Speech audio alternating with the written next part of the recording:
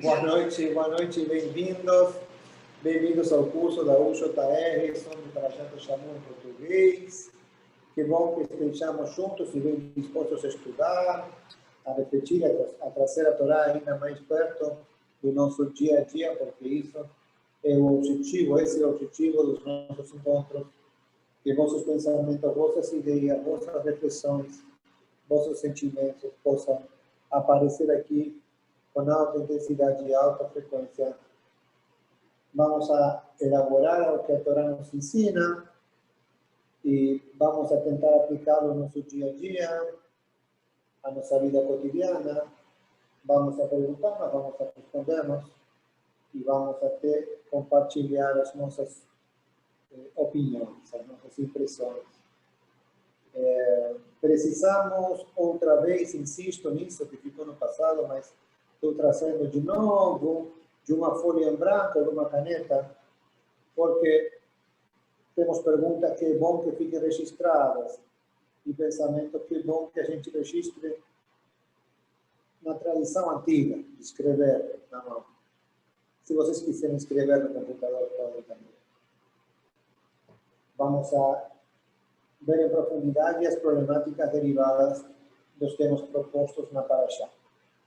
Então, se estamos todos juntos e já prontos, vamos a abençoar Nevarej. Então, Baruch atah Adonai Eloheinu melech haolam, asher kitshanu b'mitzvotav v'tzivanu la'asot b'divrei Torah. Amén. Amém. Muito bem, a Parashá desta semana que nós vamos estudar em profundidade chama-se Metzorah. Metzorah alude a uma doença em particular, que é a tzara, é uma doença da pele, de difícil classificação, e grande parte da dificuldade tem a ver com umas informações adicionais que nós recebemos nessa Parashá. Mauro, tua opinião é importante aqui, de tua profissão também. Até agora nós tínhamos percebido que essa doença da pele, conforme nós vimos em Tassria, na Parashá anterior, era assimilável a doenças de tipo alérgico. E tradicionalmente, e em forma fácil, assim global, se alude à lepra. Mas sabemos que não é exatamente a lepra. E há muitas dúvidas a respeito de se trata também de uma doença por alergia, uma dermatite alérgica, alguma coisa pelo estilo. Porque, a diferença das outras doenças, cadê, Jair, tudo bem? Oi. Essa doença, tzara, diferente das outras, transmite a roupa, transmite as paredes da casa, com aparência de mofo. Ou seja, que não é realmente nenhuma doença que a gente possa identificar na atualidade. E não parece que se trata de uma doença de tipo contagioso. Justamente hoje que nós falamos de Lashon Hara, eu não vou ser quem fale mal dos colegas, mas ouvi muitos comentários na última semana da fria, que eu recebo muito, porque não sei se é o algoritmo de Google ou os amigos, mas recebo os comentários de todos os colegas do planeta, parece. Muito bom. E muitos deles tentaram fazer alguma conexão entre o coronavírus e pelo contagioso, e pelo geral, e pelos efeitos sociais. E, na verdade, o que insiste muito a Torá é que não se trata de uma doença contagiosa. Grande parte daquilo que nós podemos trazer para nossos dias a respeito de Metzorah, de tzara, é que não é contagiosa. Su caráter no contagioso. Então, como fica indicado por toda a sociedade aquele que sofre dessa doença, como fica marcado, como fica em situação de ser objeto de bullying social, de discriminação. Bom, então vocês entendem que estamos falando de uma paraxá, nesse terceiro livro da Torá, do Levítico, que nós estamos transitando. Estamos bem na metade começando a segunda metade do livro, do Levítico. Estamos no capítulo 14, e esto vai até capítulo 15. Então, são dois capítulos cheios, mas que dá para ler, então dá para estudar bem tranquilos e bem conversado, bem falado. A Parashá Betzorá está muito preocupada com aquela doença da pele, como falamos, que se chama Tzarat. E o que a Parashá explica é que uma pessoa que foi atingida por essa enfermidade, por essa doença, passa por um processo, por um ciclo. Esse ciclo tem passos. Nesse ciclo, o Cohen é uma figura principal, muito importante o que ele faz. E depois é reintegrada ao acampamento, ao Mahané do Bnei Israel. Então, o que é muito interessante para nós, por nossa história, por nossa composição, por nossa situação atual, pelo movimento que nós pertencemos, por tudo isso, é muito importante que a gente entenda que aqui podemos encarar esse assunto como um assunto de exclusão e inclusão.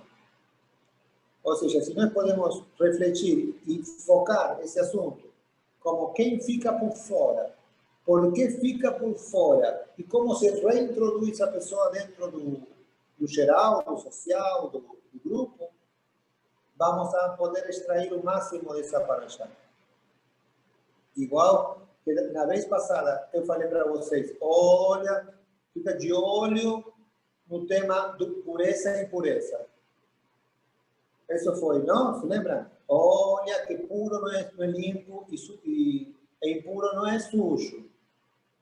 Que puro não é bonito e o outro feio. Que puro não é limpo e não é agradável e o outro é imundo. Impuro é imundo. Não é assim, não. Não é isso que está aprendendo. Não é assim. É estado de condição de poder entrar, estado de condição de não poder entrar. Não tem nada a ver com a responsabilidade, não tem nada a ver com o pecado, com o desvio, com a transgressão. Às vezes sim, às vezes não. Mas não é central o tema de que você fez para ficar impuro. Você teve momentos da vida que você vai ficar impuro. Está entendendo? Então, há uma instituição social, que é o sacerdócio, o templo, ou a rede social, dependendo da época que você transite, que vai te permitir passar de um estado diferente, mas impossibilitante, de impureza para um estado de boa condição de pureza. Então, como já aprendimos isso na semana passada, já podemos ir no estágio superior, já podemos avançar no nosso estudo e essa outra paraxá ver um caso particular disso. A primeira metade da paraxá fala de Tzarat, a segunda metade, se chegamos, falamos, se não, a primeira metade vai ser um bom exemplo para entender o que nós tentamos ver, que a doença é uma doença social, que o tema que está no fundo daqui, na trama verdadeira, na trama, no que interessa para nós, é o tema da inclusão e da exclusão, de quem tem direito de estar por dentro, de quem tem direito de ficar por fora, de que condutas constroem comunidade, de que condutas fazem que se viva em conjunto e se viva em paz, e que condutas fazem o oposto. Isso é mais bem o nosso tema. Depois, a segunda metade da paraxá fala muito de estados de impureza, também não propositais. Fala especialmente de fluidos que saem do corpo sob determinadas condições. Se fala de menstruação, se fala de condições. Mas o que seja a segunda metade, a última metade da paraxá, o último terço da paraxá, fala de temas que a gente já trabalhou em profundidade na vez passada, mesmo como exemplos. Nós dissemos, para diferenciar entre santidade, entre pureza e impureza, que você não tem culpa de uma poluição noturna, você muitas vezes agradece que a menstruação chegue, né? Se não, a situação é mais comprometida, muitas vezes. Então, mas são situações que, desde o ponto de vista de nossos sábios, de nossa tradição e de nossos livros sagrados, constituem fonte de impureza. Por que são impureza? Porque é vida que não se realiza. E esse é o ponto. A que podemos chamar impureza? Vida que não se realiza. Vida em potencial que acaba não constituindo vida, senão que deixa para a próxima. Isso é impuro, isso impurifica. Um processo que está destinado potencialmente a gerar vida e não, acaba não gerando essa vida, então impurifica. É ruim? Não. É criticado pela Torá? Não. Muito menos que pela nossa sociedade. Muito menos, muito menos. Não. São processos naturais, como ter um filho e ter que passar por um parto, como estar em contato com um morto, especialmente se é próximo, como ter descarga seminal, como ter menstruação. São coisas que até são esperáveis, são agradáveis, são benéficas, e são naturais, e são normais, faz parte. Agora, desde o ponto de vista de nossos sábios, de nossa Torá, e de como nós entendemos, são momentos impuros da vida. Por quê? Porque caem dentro dessa definição que nós vimos, daquilo que tem potencial para gerar vida, e, porque não se pode todo o tempo estar gerando vida, dessa vez não gerará vida. Então, impurifica. A vida não realizada impurifica. E o contato com o que está desvitalizado impurifica. Você entendeu a diferença entre puro e impuro? Nada a ver com sujo e limpo. Nada a ver com sujo e limpo.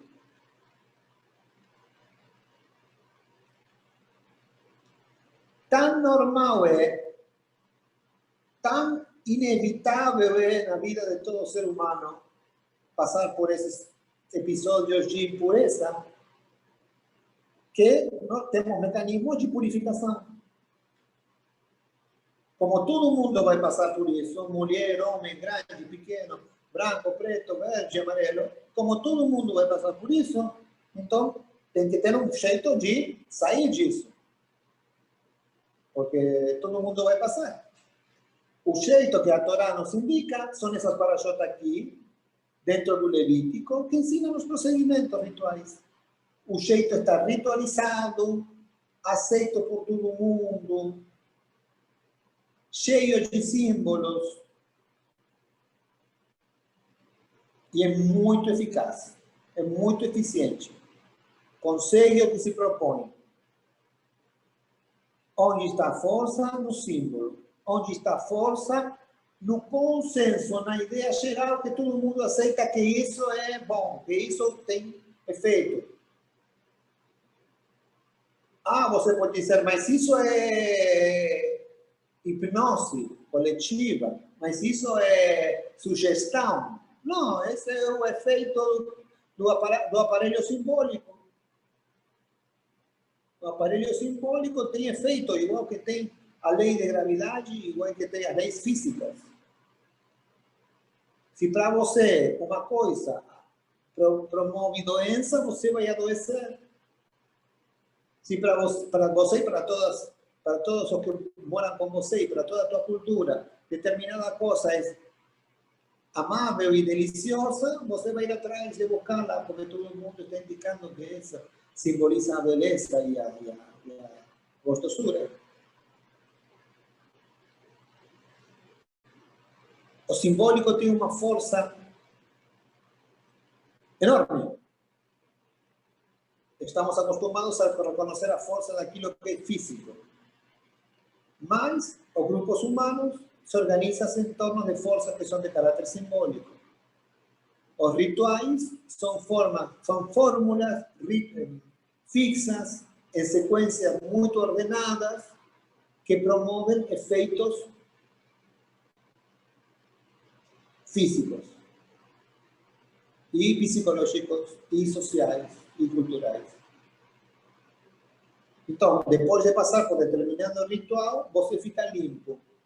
Você se sente limpo, os outros te olham como limpo. E ante você, ante sua comunidade e ante Deus, você está limpo. Limpo no sentido puro. Ou seja, em condições de continuar a vida normal. O aparelho que faz isso é um aparelho, a máquina que produz, que por um canto entra alguém impuro, essa mesma pessoa sai pura pelo outro lado, esse aparelho é o que nos descreve em essa parashot. E esse aparelho tem a ver com Deus, tem a ver com a fé, tem a ver com a religião, tem a ver com o ritual. Ah, mas agora não, isso é antigo, agora não funciona mais. Falso. Agora funciona igual que sempre funcionou. Agora se usa menos. Pode ser, na sua forma clássica, pode ser que se use menos. Agora se usa diferente, vou te dizer. Se usa diferente, mas segue, continua dando efeitos e continuamos precisando, entendem? Continuamos precisando nos reconhecer numa estirpe, continuamos precisando uma mediação a respeito de contactar com Deus e com o que é nosso. Continuamos precisando reconhecer na nossa história, continuar estudando. Continuamos precisando fazer coisas para ser santos. Continuamos precisando passar pelos ritos, pelos ciclos vitais, inscrevendo nós e nossos filhos em ciclos vitais. Continuamos precisando fazer judaísmo nas nossas vidas. Continuamos precisando disso que o judaísmo dá para nós.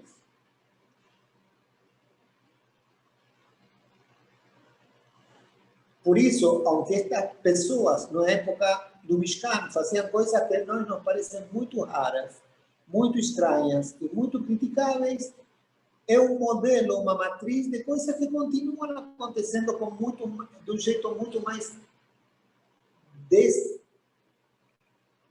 desenganchado, arrancado do físico e em processos muito mais abstratos. Mas continuam cumprindo a mesma função. Graças a Deus. Na verdade, é graças a Deus. Porque é uma forma de não sucumbir ao efeito tóxico do que não tem processamento, daquilo que não tem, da culpa, do destino, da sorte, da contingência, do azar, entendem? No lugar disso, nós temos instituições que tramitam a negatividade e tramitam a impureza e conseguimos nos purificar. Eu sei que o que acontece é que pureza e impureza são palavras que estão fora do nosso vocabulário atualmente, mas o processo continua igual. Então, falar desse jeito ou falar do outro, tanto faz. E como nós estamos estudando a Torá, usamos as palavras que a Torá nos oferece. Com certeza podemos encontrar outros sinônimos que nos deixem em uma situação equivalente. E abro a cabeça para que cada um ofereça as palavras que queira. Mas o judaísmo é um dispositivo, entre outras situações, que cria significados. Cria significado. É uma máquina permanente de criação de significados. De recuperação de significados do passado e de criação de novos significados ou de novas interpretações. E isso é um processo de purificação. Por quê? Porque te dá respostas, ou te dá boas perguntas. Isso permite que o que é tóxico aquilo que impurifica, estar vivo, que impurifica por si próprio, tenha um jeito de se sublimar, elevar, de se desfazer daquilo que o mataria, ou anegaria, ou asfixiaria. E tem condições de retomar uma vida proativa, um caminho de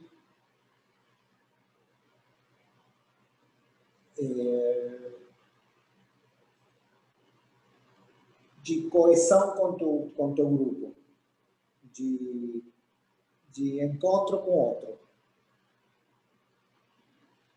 O que eu quero chamar a atenção é que é a comunidade que expulsa e é a comunidade que recebe de volta. Então, chegamos a um ponto muito avançado do nosso estudo.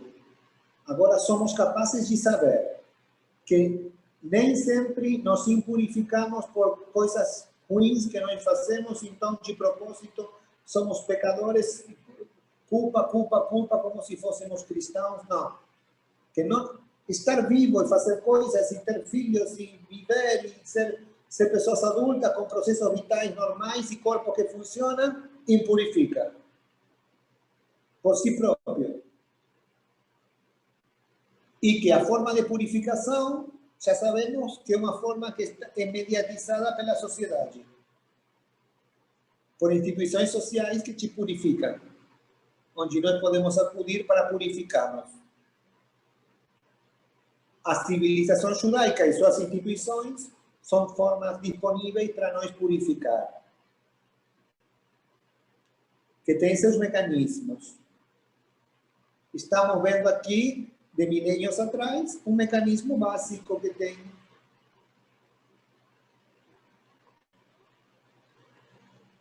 Hoje vamos a ver um ciclo ritualizado de alguém que tem uma doença. Vamos a pensar na função mediadora do Cohen, hoje dispersa entre vários profissionais de diversas áreas, mas que continua sendo uma função equivalente. Diagnóstico, constituição de transferência, de demanda, um pedido, uma resposta a essa demanda, um relacionamento de transferência, um relacionamento entre quem pede, acude para ter um tratamento, ter uma ajuda, e outro, ou um ensinamento, e outro que oferece isso, um diagnóstico, um tratamento, um prognóstico, uma avaliação final, uma alta e uma reincorporação à vida comunitária. Esse é o ciclo que nós vamos ver com Tzaharath. Hoje está muito mais diversificado, mas continua sendo uma doença. E é sempre uma doença social. As doenças são sempre sociais, sempre tem uma dimensão social. Não é uma pessoa sozinha que adoece e nada, e com ela acontece o que o corpo quer que aconteça, o que Deus já aconteça e acabou. As doenças são efeitos sociais, são processos que têm uma dimensão social.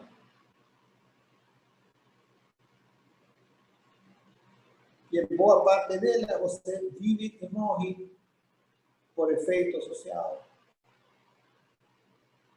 Não simplesmente por quantas defesas tem e quanta força tem o agente invasor.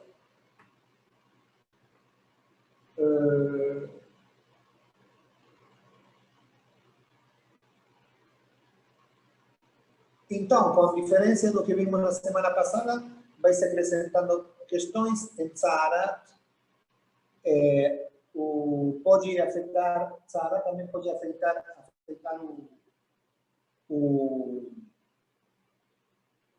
as roupas e também pode afetar as casas, as paredes, os tijolos. Então parece que não é lepra. E também parece que não é uma alergia da pele. Parece uma doença estranha que não conseguimos classificar nos nossos vademécums atuais. Vademécums desde os remédios, né? Nas nosografias atuais.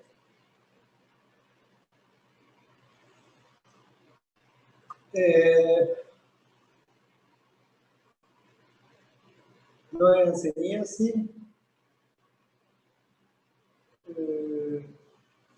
É difícil identificá-lo com patologias que sejam conhecidas.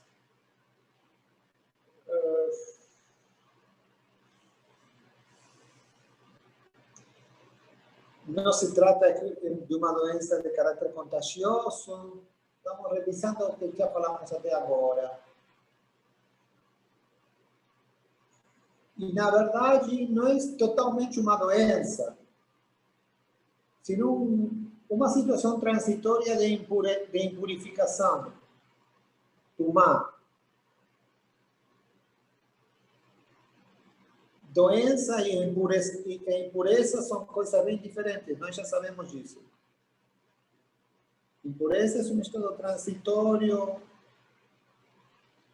não identificável com doença.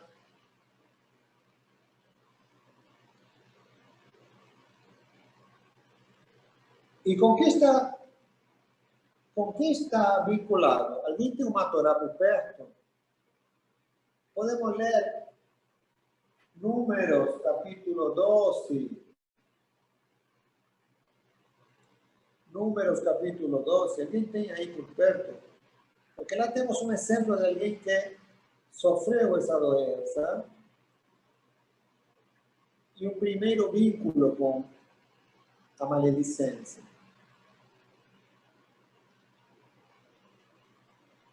Bamidbar, né? A gente já estudou isso uma vez. Mas vamos revisar. Achou? Quem achou, pode ler. Bora, Mauro, pode ler.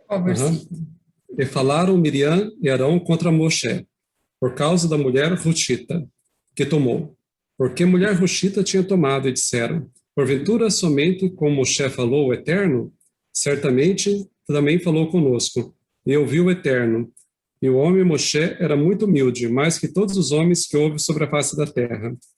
E falou o Eterno de súbito a Moshe, a Arão e a Miriam. Sai vós três à tenda da reunião. E saíram os três. E apareceu o Eterno numa coluna de nuvem, e esteve à porta da tenda, e chamou a Arão e a Miriam. E saíram ambos, e disse, ouvi, rogo-vos as minhas palavras. Se houver profeta entre vós, eu, o Eterno, em visão a ele, me faço conhecer, ou no sonho, falo com ele. Não é assim com meu servo Moshe. Em toda a minha casa, ele é fiel. Claramente falarei com ele, e com palavras claras, e não com enigmas, e a glória do Eterno contemplará. E por que razão não temesses falar contra meu servo, contra Moshe? E acendeu-se a ira do Eterno contra eles, e ele retirou-se. E a nuvem retirou-se de sobre a tenda, e eis que Miriam estava leprosa, branca como a neve. E olhou Arão a Miriam, e eis que estava leprosa. E disse Arão a Moshe, roga-te, meu senhor, não ponha sobre nós este pecado, pois loucamente procedemos e pecamos. Não seja ela igual ao morto, pois dado que ela saiu do ventre de nossa mãe, isto seria como se fosse consumida a metade de nossa carne.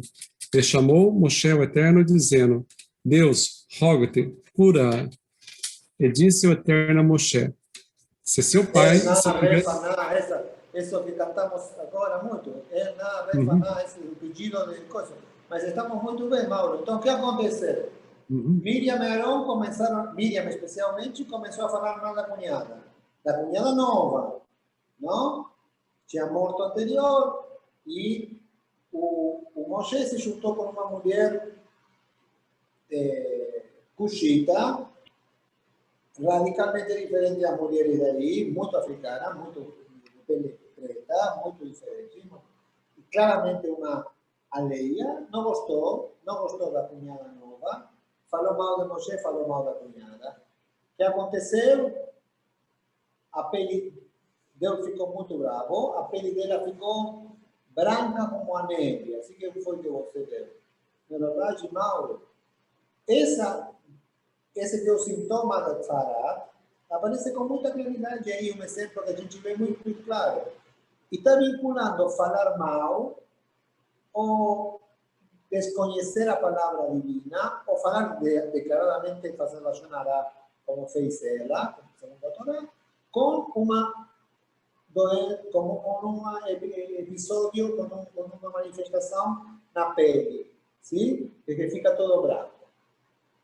Outra, vamos a como Moshe mesmo, em Éxodo, já vimos isso um par de meses atrás.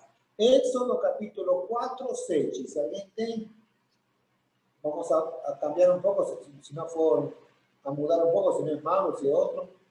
Capítulo 4 de Éxodo, no 7, no passo 7. Aí temos outro. Aí está Moshe sozinho, está falando com Deus.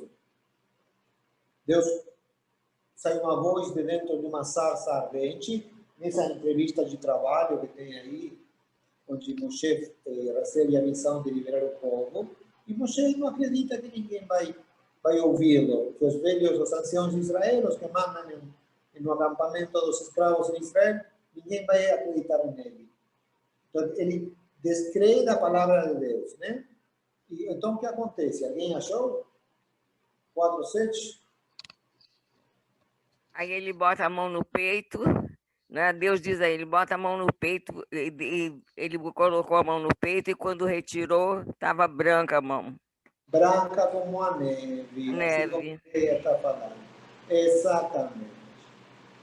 Então, seja por desconhecimento da palavra divina, seja por lashon hara direta, falar mal de alguém, sem conhecer até. Há uma vinculação na Torá em vários episódios entre os problemas, esta condição de tzarat e a maledicência, o falar mal dos outros, a calúnia, sim? Referindo-se negativamente ou denegrindo a outra pessoa. Isso está muito presente.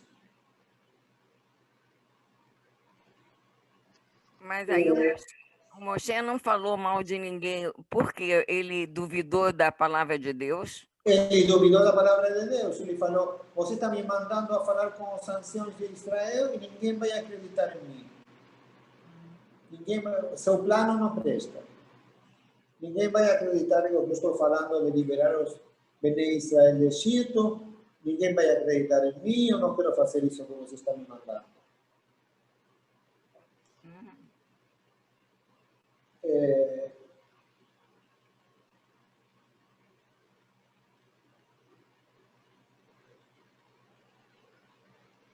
Essa conexão entre uma coisa que você fala e um efeito sobre a superfície epidérmica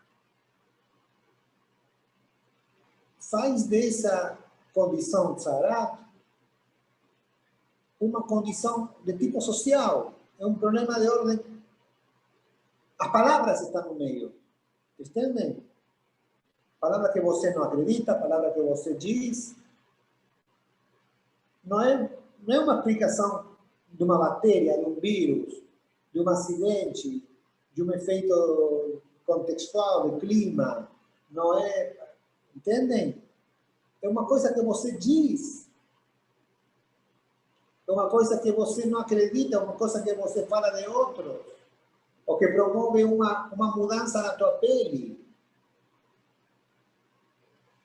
É simbólico, por onde você queira olhar, você vai encontrar que se trata de um fenômeno de tipo social, de tipo simbólico.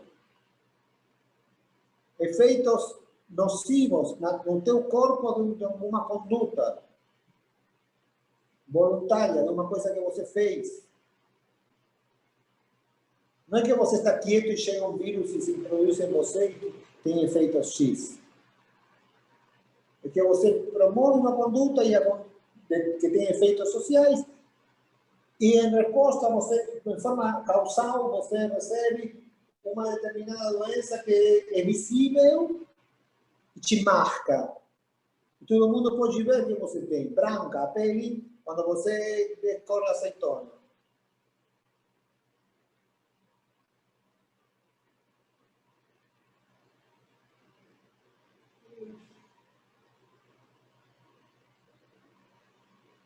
Há uma ideia,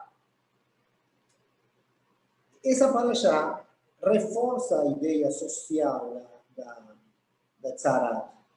Porque não é que só pega você e seu corpo, pega a tua roupa, pelo fato de ser tua, e pega a tua casa, pelo fato de ser o lugar onde você reside. Está claramente direcionado a você. É uma punição acima de você e de suas coisas. Há uma marcação social, que é você. E, portanto, não é um determinado remédio que a indústria química farmacêutica produz e você consome, ou um unguento, ou uma pomada que você passa, uma creme que você passa e você melhora. Pode ser hoje, mas na época não. Se trata de... A solução tem que vir pela mesma via da causa, e a solução é uma solução de tipo social. A intervenção de um agente social, que é o sacerdote, e o efeito social de um ciclo que você tem que cumprir, e terminado esse ciclo, você tem condições de some o que era... Esse ciclo está marcado pelo afastamento.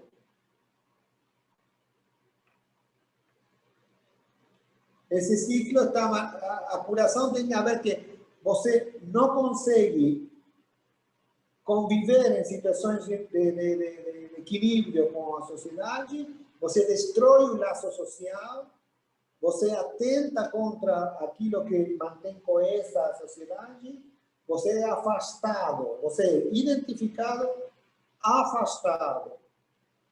Passa por um processo normativo ritualizado de curação, entre aspas, que tem a ver com a exclusão, com o afastamento temporário, e volta em condições de normalidade e pureza à sociedade, à comunidade, ao acampamento.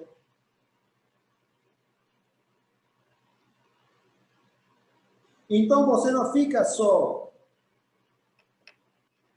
você não fica culpável, você não fica doente e marcado para sempre, você não fica excluído de forma permanente. No futuro, esse episódio não te deixa mágoa, você não fica marcado e desplazado por esse episódio. Você passa por um processo, termina esse ciclo e volta a ser incluído, a ser inserido na sociedade. Esse é o ciclo da pureza e impureza. Nada, nenhuma das fases do ciclo é definitiva. E nenhuma marca a tua identidade. São tempos próprios desse ciclo. Você não é aquele que tem para sempre a pele branca. Você não é para sempre aquele que está testado. Você não é para sempre aquele que falou mal. Mas você passa pelo tempo de exclusão ou de afastamento. Você passa pelo tratamento X que foi prescrito. Você é examinado por quem corresponde. E você volta a condições normais ao seu lugar de convivência.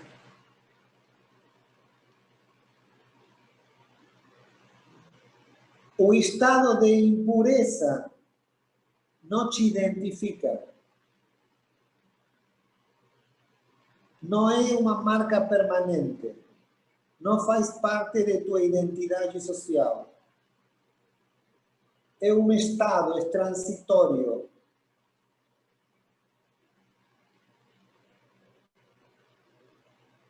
Não é agradável, não é inócuo, mas não é definitivo. Você não, tua identidade não se define por isso. É um momento.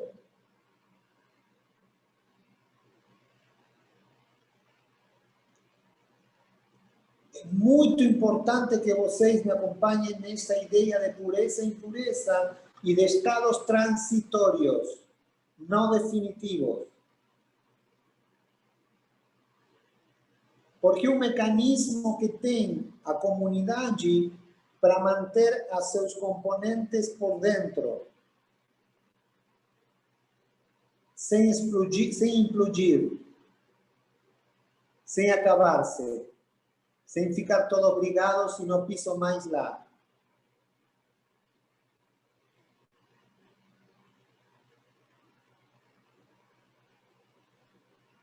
Me acompanha no que estou falando? Eu estou falando só, você está ficando calado, que não sei. Então, está muito bom, está muito bom, está muito bom. Não te agradeço, Lea, mas queria ouvir a voz de vocês também um pouco. Estou muito só aqui, só falando. Parece um monólogo assim. Vocês que opinam?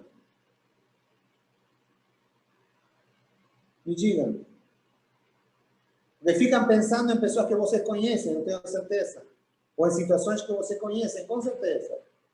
Com certeza. Digam um pouco o que vocês estão falando.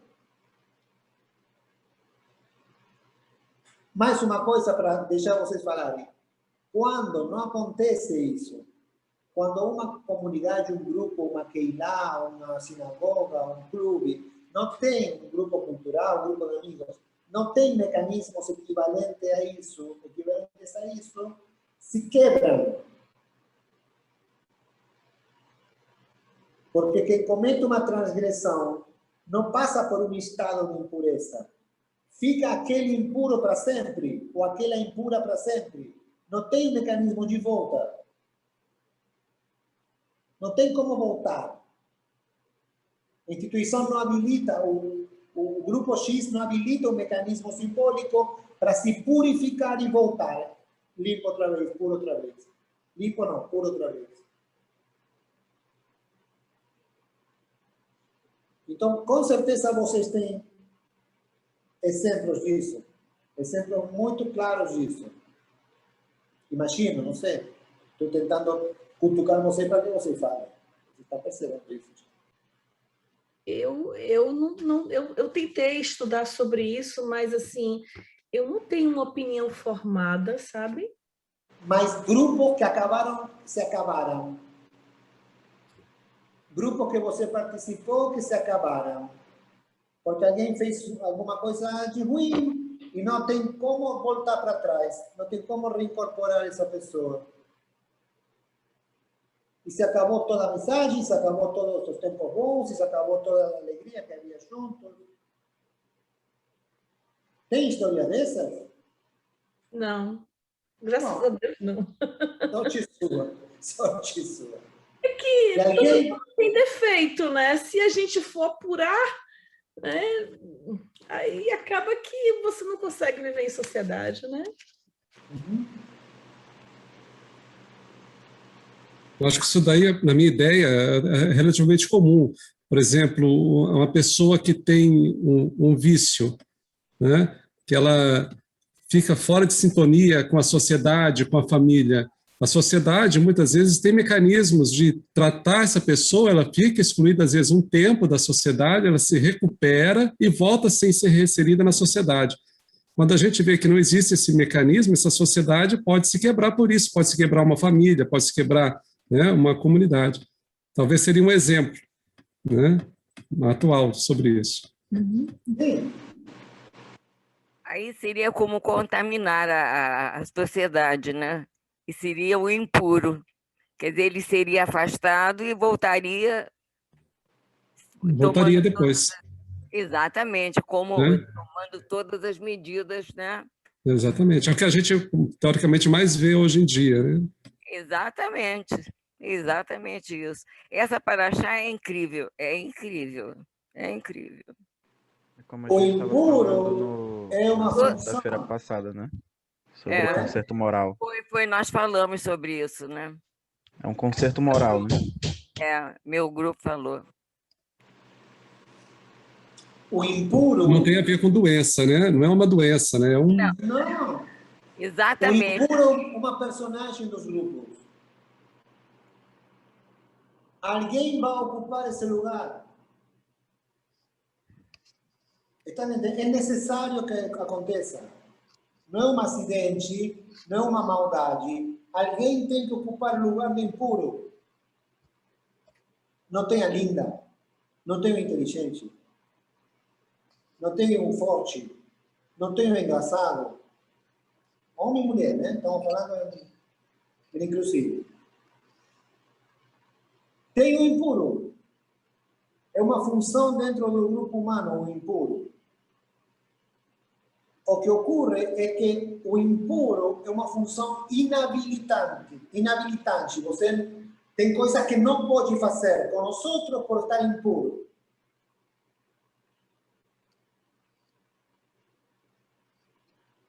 Se você é um bêbado, pode sair com os outros, ok. Mas não pode beber. Porque você é um viciado. Você é aquele que, se bebe, estraga tudo, quebra tudo, não pode se conter, bebe demais, faz. Não? Então, ou não sai com ninguém, ou sai e não bebe. Não é verdade? Quer dizer, Como essa é um lugar paraxá não. dentro do grupo. É um lugar. Toda a sociedade, todo grupo tem isso. Tem alguém que ocupa o lugar de impuro ou de impura. Tá certo? Senão, não é um grupo humano. É um lugar, alguém tem que ocupar, uma função necessária. Sim? Ele passa a ter uma função, ele passa a ser necessário no grupo. É. O que o judaísmo está nos propondo aqui, e está abrindo nossos olhos, é que todo grupo, igual que precisa de ser impuro, precisa de mecanismos simbólicos de purificação. Porque não tem jeito, você vai ter um impuro. O impuro, o drogado, o bêbado, o promíscuo, o sujo, o doido, o bandido, o transgressor. Isso tem no grupo. Até para dar segurança ao grupo, porque pode acontecer com qualquer um de se tornar impuro.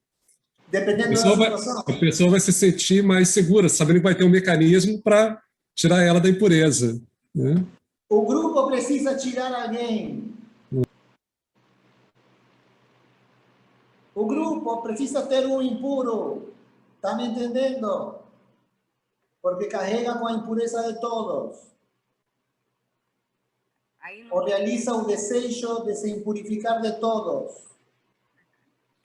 E é um julgamento também, não é, Rabino?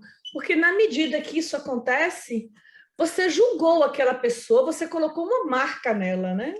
Exato. O que acontece no que estamos lendo é que essa marca é transitória. O que acontece nos nossos grupos é que essa marca é definitiva. Então, para que todo grupo se limpe, você manda morrer algum. E você exclui diretamente aquela amiga do grupo que é a fedorenta, que é a promíscua, que é a perigosa, que é a come homens, sei lá. Que é invejosa, que é competitiva, que é a que não presta, que é duas caras, que é a traíra. Está entendendo? É impura. Estou imaginando um grupo de amigas, Marta. Não? É preciso, o grupo precisa de um desses. Está me entendendo? Então não tem como não acontecer. Como não tem como não acontecer a menstruação. Como não tem como não acontecer a descarga de sêmen no homem involuntária. Como não tem como não acontecer que alguém do grupo tenha um filho e tenha que fazer um parto. Vai acontecer, em algum momento da vida vai acontecer. Faz parte de estar vivo, não é verdade? Acontece. Rabino, então, Então, já. Então, o que precisamos, eu estou oferecendo a Parashá mecanismos de purificação. Que todo mundo aceite, porque assim mandou Deus e porque assim é na nossa religião e porque assim é no nosso povo, que se faz todo esse caminho e que a pessoa pode se reinserir no grupo. E na próxima toca outro ser. O ruim, a puta, o ruim, o bêbado, o mau, o sujo, outra. E vai girando. Entendem?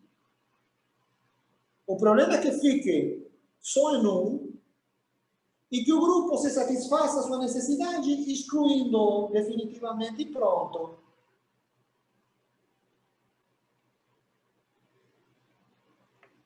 Está se entendendo o que estou tentando passar para vocês?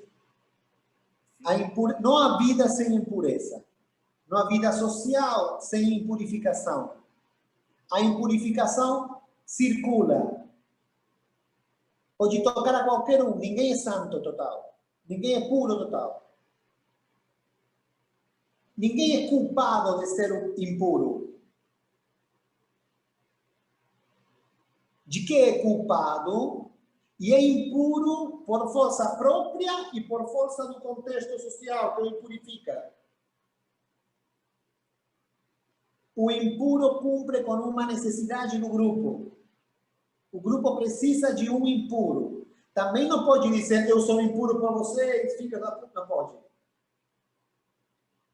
Mas nós que estamos estudando como funciona a civilização, funciona desse jeito. É preciso que um seja o frágil, aquele que podemos indicar com um dedo e fofocar. Esse é o impuro. A impura. Acontece em todo o grupo humano. Não tem como não acontecer. Como não tem como não... Por isso está junto, está te explicando um atrás do outro. Não pode não acontecer a menstruação. Não pode não acontecer a poluição noturna. Não pode não acontecer que você alguma vez esteja perto de um morto, sob o mesmo teto. Não pode não acontecer que alguma vez você, sei lá, diferentes situações que impurificam, sim? São naturais, não são culpa de ninguém, acontece. Alguma vez vai te passar, vai acontecer com você também. Então, o que tem que ter uma cultura inteligente como a nossa, o que tem que ter um sistema santo como o nosso, é mecanismos sociais de purificação. E como estão compostos de 1000 diferentes maneiras. Porém, todos têm em comum que tem um mediador, um profissional da purificação, alguém que sabe distinguir qual é o caminho, qual a prescrição correta, quando isso está sério, quando isso é uma coisa leve, quando já culminou o processo, já está inteiro, já passou, já está puro, já limpou. Alguém que medir. Alguém que esteja legitimado pela sociedade e o processo que seja legitimado pela sociedade, que todo mundo entenda que se fez todo esse caminho, tem direito de se reincorporar perfeito ou perfeita.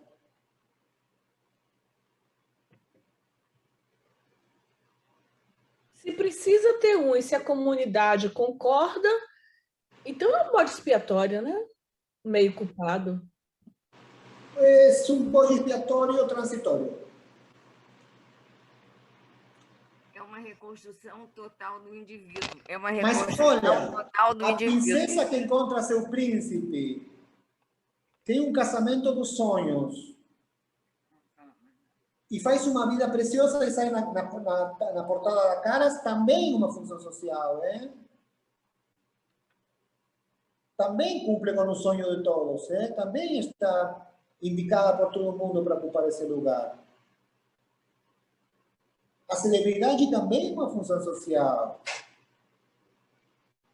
que cumpre uma função para todos os que olham para ela, invejam e se congratulam. Também são personagens que nós temos como sociedade, são lugares que alguém tem que ocupar.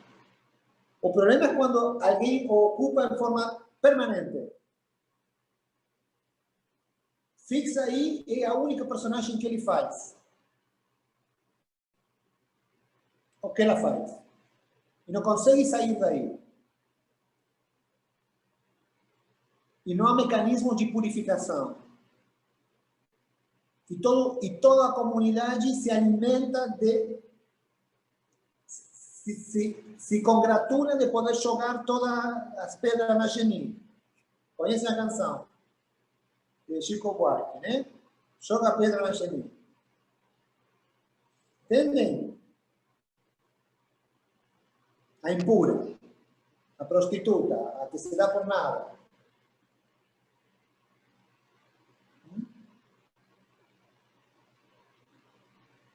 Então, é um trabalho, como ser bombeiro, como ser consertar sapatos, como ser rabino, como ser arquiteto. É um lugar social. Cumpre uma função. Só que se não tem via de purificação, é uma ação que a sociedade utiliza para excluir, tirar do meio. Qual é o problema? Em primeiro lugar, é que é cruel, é inumano. Em segundo lugar, o problema é que daqui a meia hora vai precisar de outro ou de outra para fazer a mesma coisa.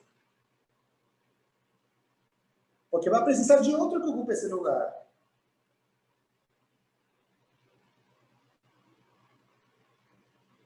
Quem nos ensina a Metzorá, que agora vamos ler, na próxima meia hora vamos ler com mais detenimento, já no texto.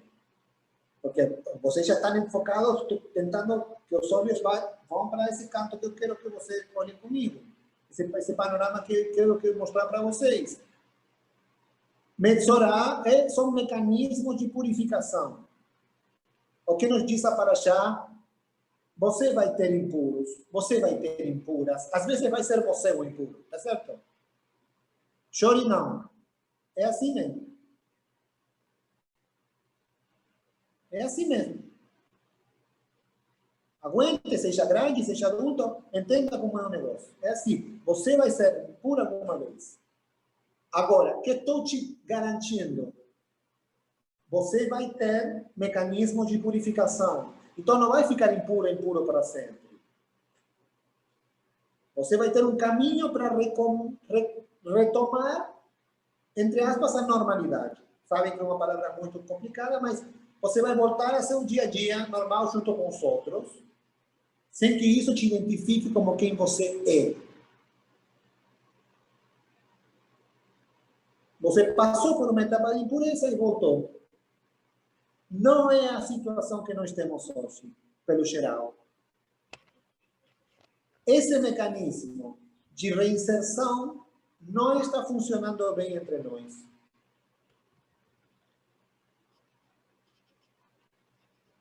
Por isso que é tão importante a Parashá.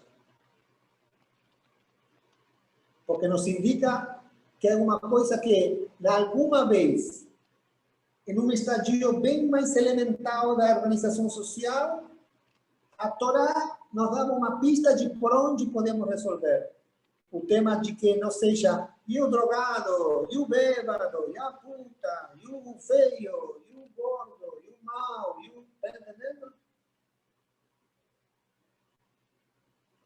Nós falamos muito de inclusão, não é verdade? Para nós é muito importante isso.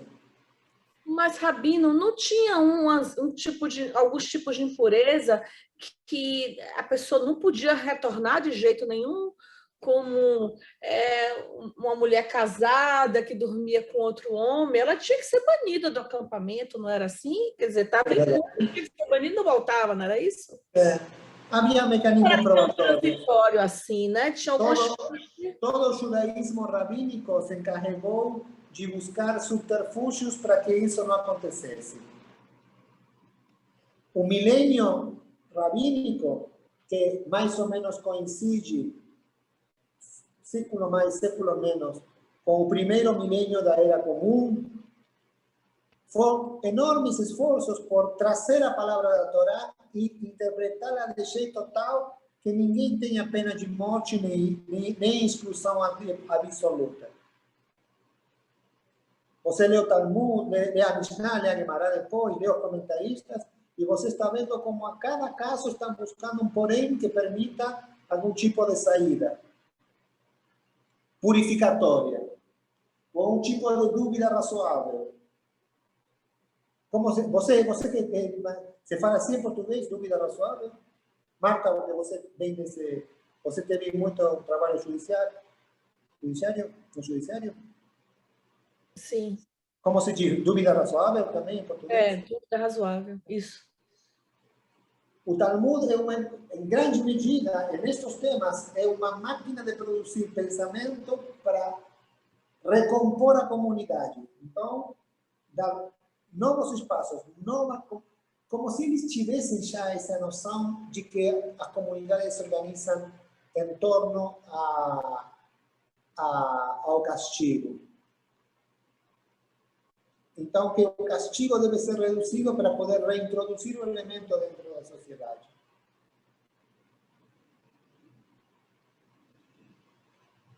Agora, nos conceitos da Torá, a idolatria não tem volta atrás. A idolatria não. E o adultério precisa de mecanismos probatórios muito rígidos, muito difíceis de provar. Então, precisa de duas testemunhas e duas testemunhas que vejam o ato, né? É muito difícil. Muito difícil de provar. É quase impossível. As punições são menores e as dúvidas. A sanção social é maior do que a sanção real em termos de física. O pior é beber aquela água que eles mandavam. Estamos bem, não? Porque hoje tivemos, por enquanto, pouco contato com o texto, mas acho que o tema está bastante, estamos cozinhando bastante, estamos colocando bastante. A vez passada, o shiur passado, diferenciamos pureza de impureza do saber comum, do saber consensual que temos hoje com aquela ideia da Torá, que não era sujo, limpo, sino era outra coisa. Dessa vez, estamos entendendo a impureza na sua função social. Estamos entendendo que a impureza é uma condição transitória que a sociedade ou grupos humanos reclamam. Há uma cota de impureza que alguém deve assumir.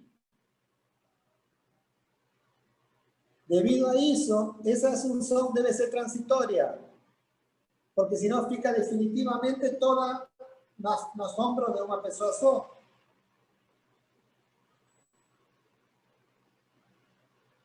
Como se faz isso? Para que não fique sempre o mesmo, marcado como o impuro ou a impura, há mecanismo ritualizado de purificação. Qual o modelo? Ah, mas isso não se faz mais. Verdade, não se faz mais. Mas esse é um modelo de outras coisas que se fazem agora. Tem razão, tem razão. Mas foi muito evidente que você estava realmente aproveitando, que você estava realmente produzindo a teoria na sua cabeça. Deu para perceber, isso eu gostei muito. Então, se chegamos até esse ponto, temos mais 15, 20 minutos, eu podia ir mais para lá e contar para vocês uma ideia que sempre gostei muito do Rabino Sacks, Zichrono Levrachá. Ele contava que tem, não sei se aludindo a essa parte da Torá ou outra, mas eu me lembrei sempre muito, porque eu gostei da ideia. Ele distinguia entre dois tipos de cultura. Ele tinha leído numa antropóloga que estudava Japão, e a partir disso ele ampliou a teoria com historiadores, era um homem muito estudioso. Ele dizia que há civilizações, há culturas que são culturas da vergonha. e civilizações que são culturas da culpa, que são diferentes. As culturas, nas culturas da vergonha, o que interessa, o que importa, é o julgamento do outro. O olhar do outro é sumamente importante. Essas são as de vergonha, as culturas da vergonha. A Grécia Antiga, o Japão, que eu já falei para vocês, eram culturas da desonra, da vergonha que estou falando para vocês. E em troca, o judaísmo e as religiões que foram influenciadas pelo judaísmo, especialmente o calvinismo, que teve tanta influência no desenvolvimento do capitalismo, eram culturas da culpa. Não? Estamos do outro lado, da outra vereda. E há diferenças entre as culturas que têm como critério regulador a vergonha e as que têm a culpa como seu critério, né? Nas culturas da vergonha, como eu falei para vocês, importa muito o olhar do outro. Então, agir moralmente quer dizer se adaptar aos papéis públicos, às regras sociais, às expectativas sociais. Essa é a cultura da vergonha, né? Falando fácil, aquilo que as outras pessoas esperam que você faça. São as culturas da vergonha. E você se conforma com as convenções da sociedade onde habita, não? E se você não se comporta, se você não atinge o patamar exigido pelo olhar dos outros, você cai na desonra. Você é um desgraçado. Você é um ridículo. Você sofre desaprovação. Foi o caso de Acã, né? No acampamento. A humilhação, o ostracismo. Isso é o que você sofre quando você não cumpre com as expectativas sociais nas culturas da vergonha. Por diferencial, nas culturas da culpa, entre as quais parece que nos inscrevimos, segundo a classificação que faz Sachs. Não importa tanto o olhar dos outros, importa muito o que a voz da sua consciência diz. São mais autorreferenciais, em grande medida. Em palavras mais modernas, estão mais psicologizadas, a sociedade da culpa. É o olhar sobre si próprio, sobre si própria, que parece ficar no centro das atenções. Então, viver moralmente, diferente do primeiro exemplo que vimos, nas sociedades da culpa, é agir segundo valores, segundo normativas internalizadas. São modalidades que você já introjetou, você já incorporou como próprias. E é medido com essa régua que você fica em situação de inferioridade. Respeito de seus ideais, de seus valores já introjetados, já incorporados e conhecidos, aceitos como próprios. São valores morais internalizados.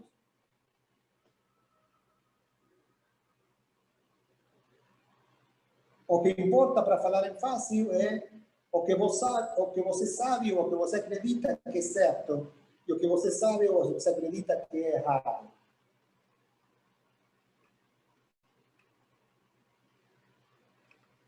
Quem pertence à cultura da vergonha tem consciência do outro. Se preocupa por aparecer íntegro ante os olhos do outro. E aqueles que transitam por culturas da culpa são Claro que estamos olhando a personagens, figuras muito caricaturizadas, mas vocês entendem que estou fazendo uma diferenciação. Dentro da cultura da culpa, a regulação é mais autoconsciente. Nos referimos a critérios que nós temos internalizados, então somos autoconscientes do que pode, do que não pode, do que deve e que não deve. Não dependemos tanto do olhar que vem de fora.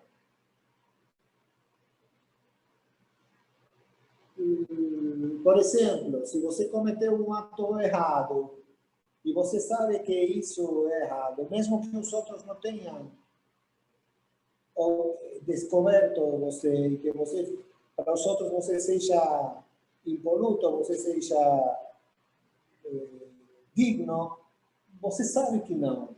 E isso tem um peso, um efeito sobre você. Porque você sabe que não. E você é consciente que não, você é autoconsciente que não. E você se sente incomodado com isso. Por quê? Porque estamos dentro de uma consciência, de uma cultura da culpa.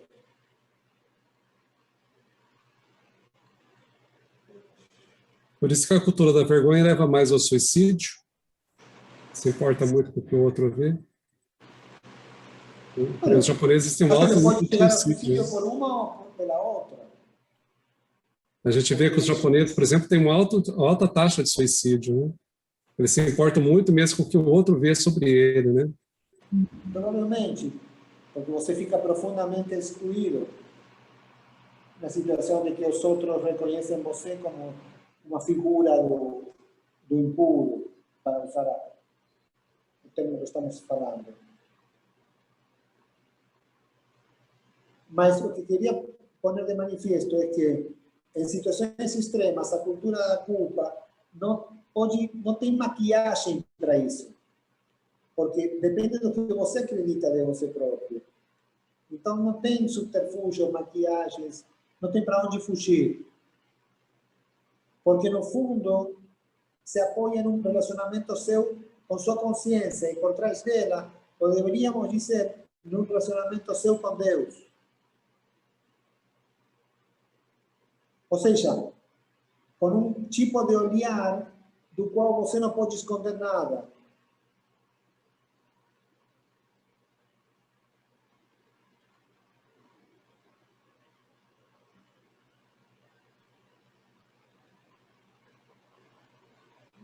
Me lembro de Samuel. As pessoas, mais ou menos assim, as pessoas olham para as aparências, mas Deus olha para o coração. Isso diz o profeta Samuel. E por esse lado vai o que nós estamos falando. Aí um olhar que é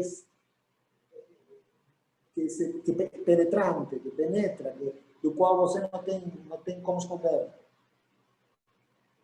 Seja porque é introspectivo de seu próprio, ou seja, para quem acredita que você está exposto ante Deus, que é muito diferente de estar exposto ante uma plateia.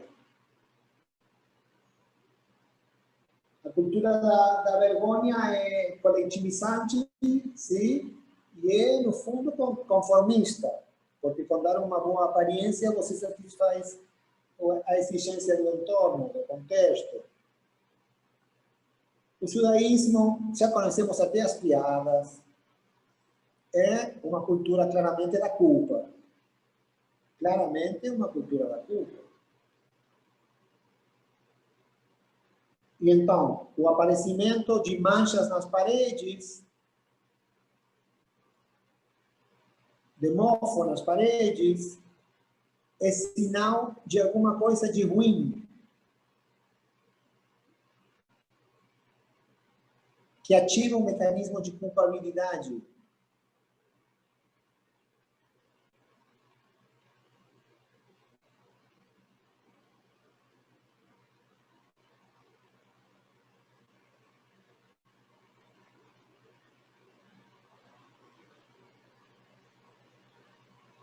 Essa paraxá em particular é muito especial, para ir terminando.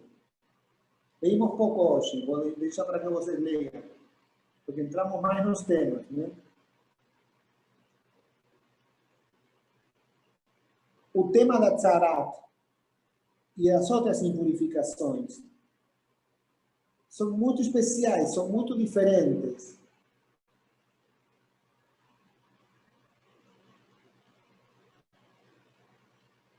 Porque ao constituir marcas externas na pele, que fica branca, na roupa, que fica afetada, nas paredes, que ficam mofadas, é um episódio que parece mais com a cultura da vergonha dentro de uma civilização da culpa. É um episódio excepcional. É um tema que, como que extraterrestre, como que se viesse de outra lógica, de outro lugar.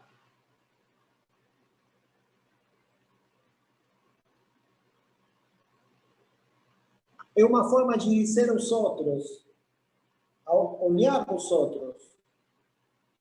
Aqui está acontecendo alguma coisa que não é puro. Aqui está acontecendo alguma coisa que é estranha, que não é natural. Nesta pele, nesta pessoa, nesta casa, nesta roupa.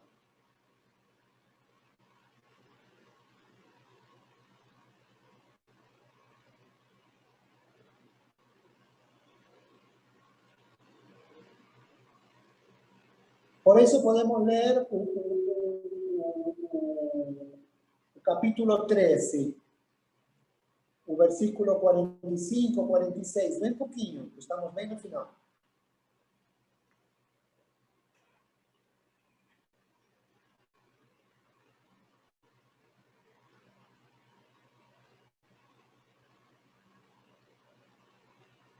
O que diz? E do leproso que tem as chagas, suas vestes serão rasgadas, e seu cabelo não será cortado, e com seu bigode se cobrirá, impuro, impuro, clamará. Todos os dias que a chaga estiver nele, será impuro. Ele é impuro, a sós estará. Fora do acampamento, terá sua morada. E a roupa que houver chaga de lepra, roupa de lã, roupa de linha, de ordidura, de trama de linho, de lã, de couro cru, ou em toda obra de couro, e for a chaga verde ou vermelha na roupa, no couro, na ordidura, na trama, ou em toda obra de couro, ela é a chaga de lepra, e será mostrada ao sacerdote. Perfeito, perfeito. Obrigado, Mauro. Então, é um tema da desonra. Dentro de uma cultura da culpa, este tema particular é uma exceção, é um tema de desonra. Primeiro, o estigma, a marca. Marcas externas de desgraça ou de vergonha. Roupas rasgadas, cabelo todo emaranhado, que não pode cortar, e outros efeitos, todos visíveis. Em seguida que vem o ostracismo. Tem que encerrar.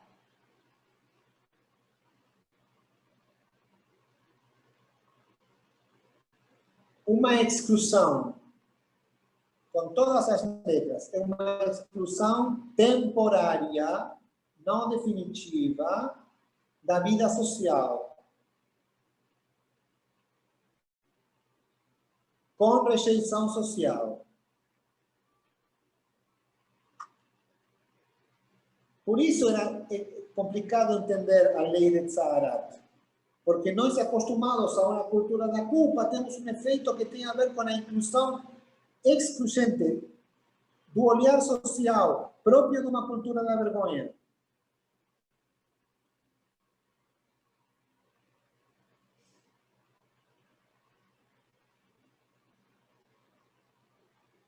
A desaprovação na Torá não está condicionada pela sociedade, está conduzida por Deus. Deus promove essas marcas para que esse processo não tenha outra condição do que acontecer. Então, acontece por obrigação, o olhar alheio e a rejeição social obrigam a que essa pessoa passe por um processo de purificação. É como se todos os caminhos e todos os meios de locomoção te levam para o hospital. Você está doente E mesmo que você não queira, tem uma multidão te puxando para você entrar para ver o médico. Não tem como escapar. Um caminho de via única.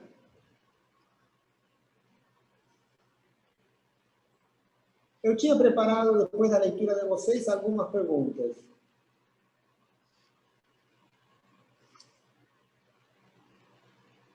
Eu queria que vocês lessem, mas queria marcar alguns parágrafos que são interessantes para vocês lerem. Se estão com pouco tempo, que leiam alguns em particular. Gostaria que lessem a segunda aliá, que é no capítulo 14, do versículo 13 ao 20. Copiem, por favor, porque estamos acima da hora. É do capítulo 14, capítulo 14, Psukim, do 13 ao 20. 14, 13 ao 20. O 17 é o código de santidade? 14 estamos. O 17, qual é o código de santidade? Bem depois. É depois? Bem depois.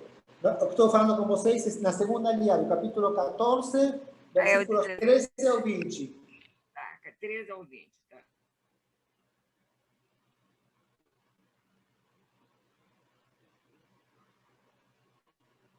E a pergunta que faço para vocês é por que o sacerdote é responsável?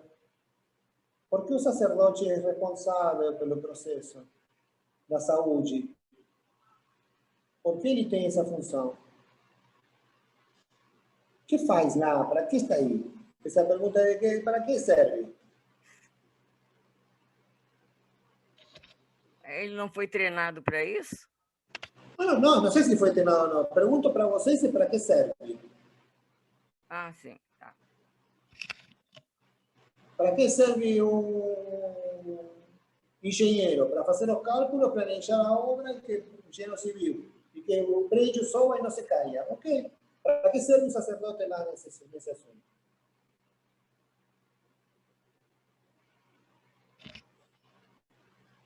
Gostaria que também lessem a terceira, são poucos, poucos, 8, 9, coisa curta.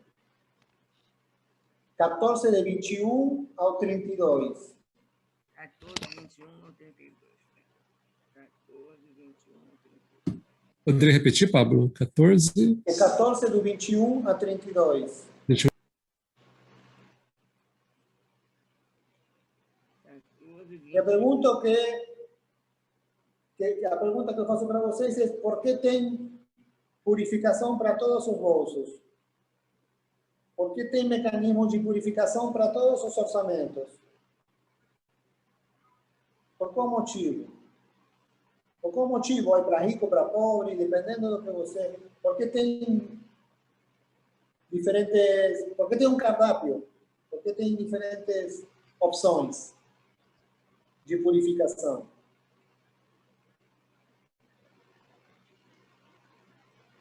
Cada um é uma.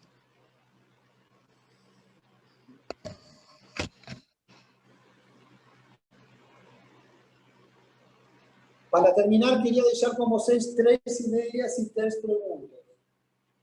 Primeira ideia. O papel do sacerdote Cohen não é apenas lidar com o ritual, diferente de agora. Diferente de agora, parece ser que faz um sacerdote judeu, que faz um Cohen, que faz um rabino, ele faz as cerimônias e ele ensina coisas. Tá? São as 2 coisas básicas que você percebe que o sacerdote faz, porque a parte pastoral permanece mais escura e se faz menos também. O mínimo demandado.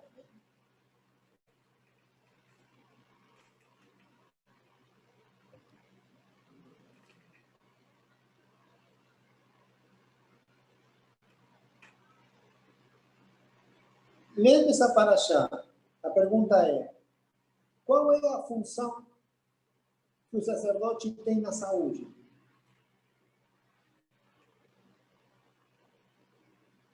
Que função ele cumpre na saúde? Não no ritual, exclusivamente, não nas cerimônias, exclusivamente, não na educação, como influi na saúde do povo.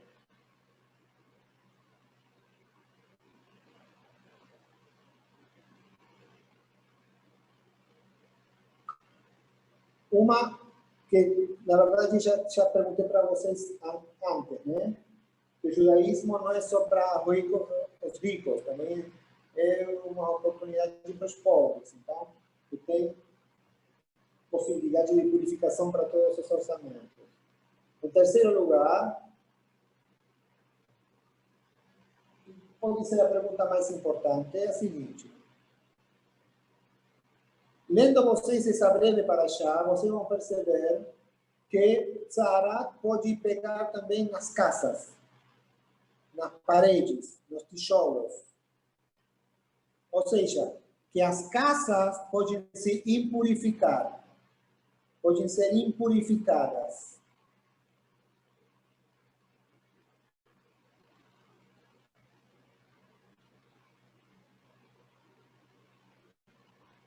Vocês lembram que uma das formas, a segunda, que nós vimos no livro anterior, de santidade, é dividir espaços sagrados de espaços profanos?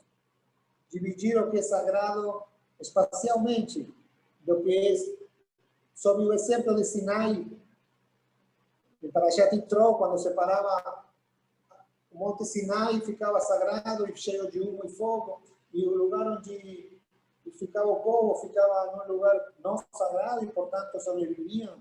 E uma forma de santidade era dividir espaços sagrados e não sagrados. Agora, parece que a própria casa pode ser um espaço impuro.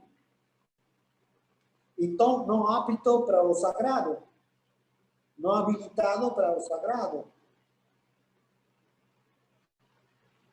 A pergunta que eu faço para vocês é, na atualidade, onde nós não achamos que o mofo é um sinal de Deus para indicar que na nossa vida tem coisas que estão dando errado, que estão indo para qualquer canto, não? Que não é nossa lógica hoje. Nossas casas podem ser lugares impuros hoje.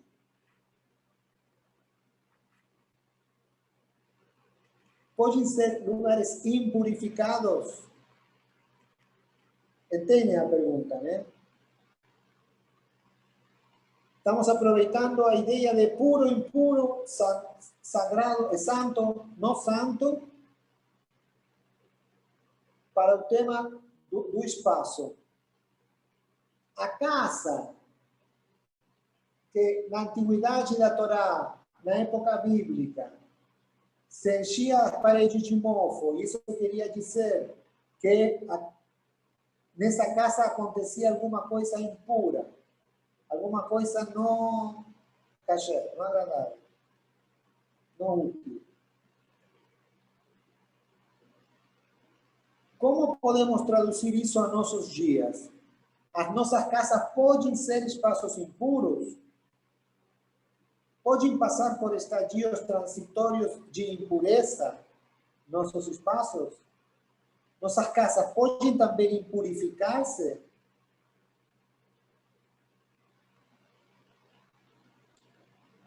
Essa é a pergunta. E no caso que sim, existe um mecanismo de purificação? Nossas casas podem ser espaços transitoriamente impuros ou tóxicos, ou carregados ou pesados. Estão entendendo por onde estou indo, não é verdade? Nossas casas podem ser espaços impuros? E se a resposta é sim, como se sai desse estado de impureza transitória? Quais seriam mecanismos possíveis hoje de purificação? Salmérios, queimamos pó e fazemos uma meduram, uma fogata, uma fogueira no meio do living, jogamos açufre nos cantos.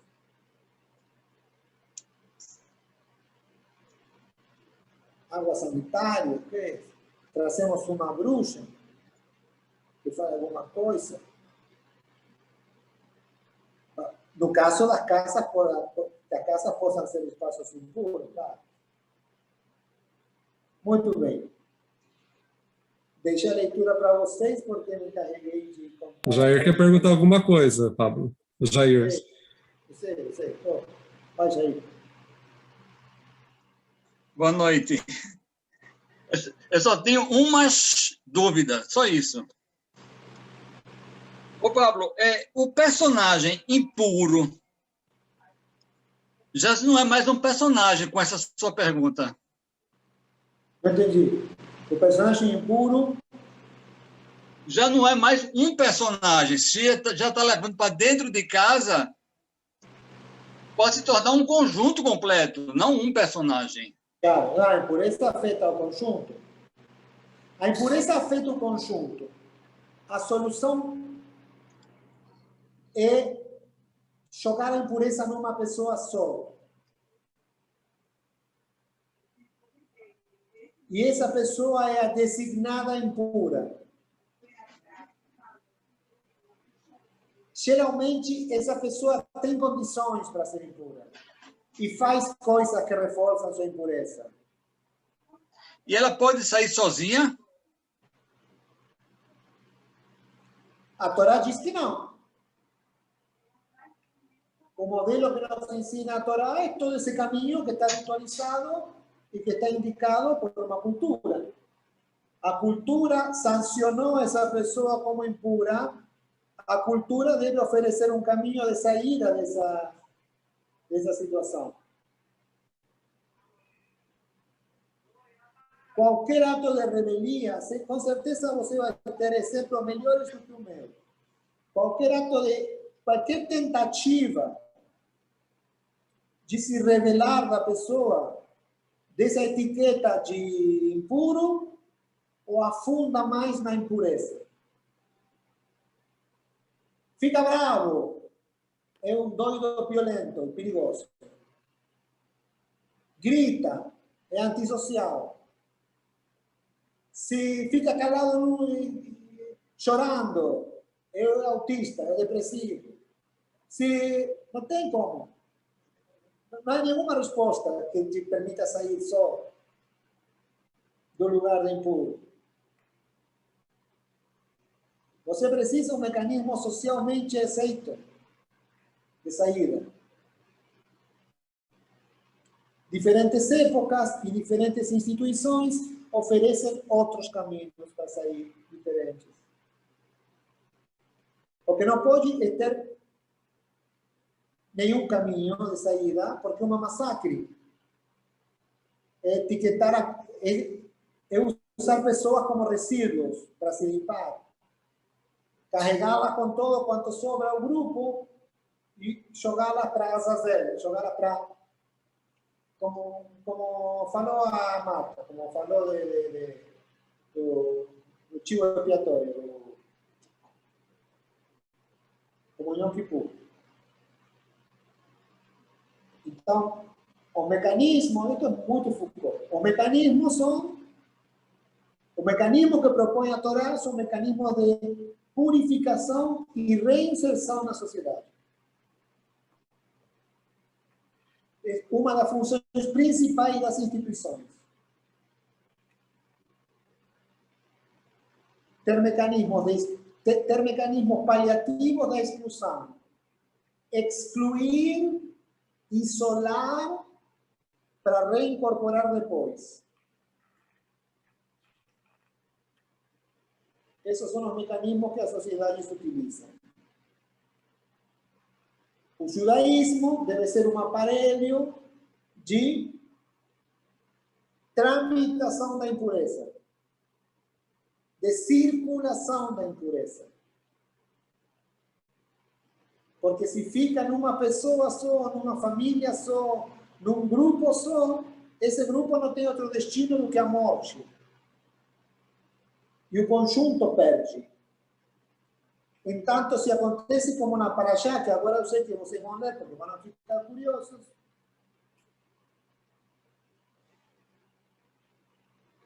Uma sociedade sadia tem mecanismos de purificação e reinserção. Que essa é uma das funções do ritual. Por isso eu falei para vocês que nós, nesse livro, vamos a falar de ritual e de liderança. Então, isso é um ciclo sempre, né, Pablo? É. Exatamente, um ciclo. É um ciclo. Lembrem, no livro anterior, nós vimos mecanismos individuais de acceder à santidade, de ganhar santidade. E todos eram efeito das 7 vezes que se diz na Torá, e sereis santos porque vosso Deus é santo. Mas era muito individual, aparentemente muito individual. O foco, o olhar que nós tínhamos era quais são as fórmulas para ser santo? Ok, eu quero. Quais são as fórmulas? E fomos lendo isso, achando formas de ser livres, mas também ser santos. Ser soltos, mas ter regras. Ter um movimento amplo, mas também seguir uma regra, uma senda marcada. Esse foi nosso desafio no livro anterior. Agora todo se hizo muito social. Como se faz para ser a maior parte do tempo puro? Como faz uma sociedade para não perder membros? Como fazemos para não repetir a situação de sempre? Brigas e quebra e não vou mais. E esse foi ruim e nós somos os bons que ficamos. E bola para frente. Como fazer para resolver temas que são próprios de qualquer grupo judaico? Bom, a Torá está te ensinando. Para allá, atrás, para allá, está te ensinando como se faz. Porque são os mesmos problemas de sempre, não são novos. Como se faz para tramitar a impureza? Como se faz para que a pessoa, que alguém não fique estigmatizado? Como se faz para que o grupo não se esteja todo o tempo entregando uma parte para fazer? Se quebrando e empurrando o doido, o mal, o sujo, o ruim para fora e ficando os supostamente bons. E amanhã, outra vez, vai precisar pegar um e matá-lo. E outro dia depois, outra vez. Porque são ciclos, como você fala.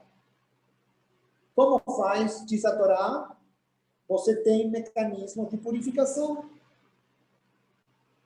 Você tem mecanismo de purificação. Então, não precisa perder partes da comunidade, família, pessoa. Você tem que ter mecanismo de purificar. Não, eu não preciso. Porque na nossa comunidade somos todos muito puros e muito limpinhos e todos muito bons. Nós temos entrevista com cada um no começo e só escolhemos os bons. Mentira. Você vai ter impureza, porque é próprio de estar vivo, promover impureza. Como anhídrido carbônico, você vai produzir isso, não vai produzir. Você vai respirar, vai soltar um resíduo. Bueno, isso vai acontecer. Então você vai ter impureza, vai ter que fazer alguma coisa com essa impureza. A instituição gera regras como uma função, e outra função é ter mecanismo de purificação, de autopurificação. Para aquele que erra, para aquele que faz coisas erradas, para aquele que comete desvios, para aquele que está fora da norma, você tem que ter um caminho de retorno.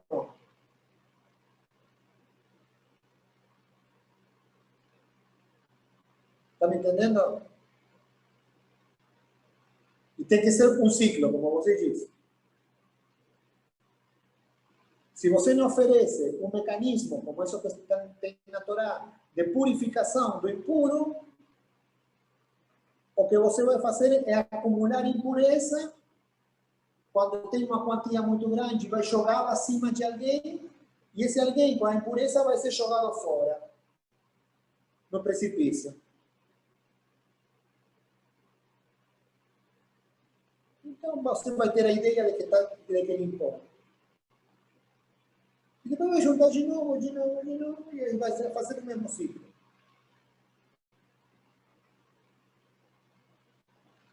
Então você não vai ser nada includente, você não vai ser inclusivo, você vai falar o que quiser, vai dizer que é o melhor do mundo, vai ser sumamente moderno, vai falar, mas não vai fazer nada disso que estamos dizendo. Está entendendo? São modos de distribuição do que é tóxico e do que é trófico. Estamos muito na hora, mas passamos muito, porque eu gosto muito do tema e vocês se interessaram, mas porque a gente trabalha bem. Mas sempre estamos falando mesmo, estamos abusando. Pode acontecer também o oposto, que numa organização há elementos que são tóxicos, sim?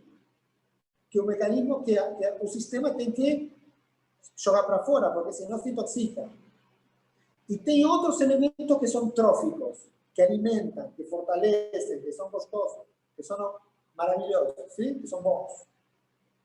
Uma organização onde alguém fica com tudo quanto é bom e joga para os outros tudo quanto é ruim, também não tem futuro. Também não tem futuro, é a mesma coisa. Só que olhando do outro lado. Alguém que fica com todos os trabalhos, com todas as oportunidades, com todas as aparições, com todas as viagens, com todos os cursos, com todas as bolsas, com todos os contatos, e não distribui para os outros, pode se chamar muito moderno, muito reformista, muito o que for, mas é igual.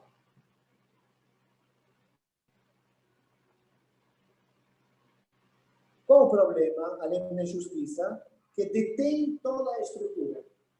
A estrutura queda toda em um estadio primitivo. Não consegue progredir, não consegue crescer, não consegue se ampliar. Uma organização distribui o que é trófico e tem mecanismos de purificação para aquilo que é tóxico. Reparte a halá, reparte a comida, reparte o poder, reparte o que alimenta, reparte as oportunidades, reparte os trabalhos, reparte as aparições, reparte o cavalo. E também reparte o tóxico, e também acumula o tóxico em determinados lugares. Para isso, tem mecanismos de purificação, para que isso se normalize e possa voltar a entrar no sistema. Isso que nos ensina a Parashá. Quando você está puro, volta e oferece alguma coisa de você para Deus. Você faz um corban. Precisa ser muito caro? Você vai ver se precisa ser muito caro ou não. Precisa ser simbolicamente poderoso, potente, expresivo. Precisa ser algo que te custe e que você esteja dando para esse fim. Que você, os demais estão olhando para você e falam, passou por tudo. O Cohen olhou e falou, está limpo, já pode ir, já está sarado, está sadio, tá, pode ir. A comunidade que recebe, ok. E você, falta você falar. Aqui está, pum. Obrigado. Voltei. Então, o ritual quer dizer tudo isso. Está limpo? Pode voltar? Voltei. E a vida continua.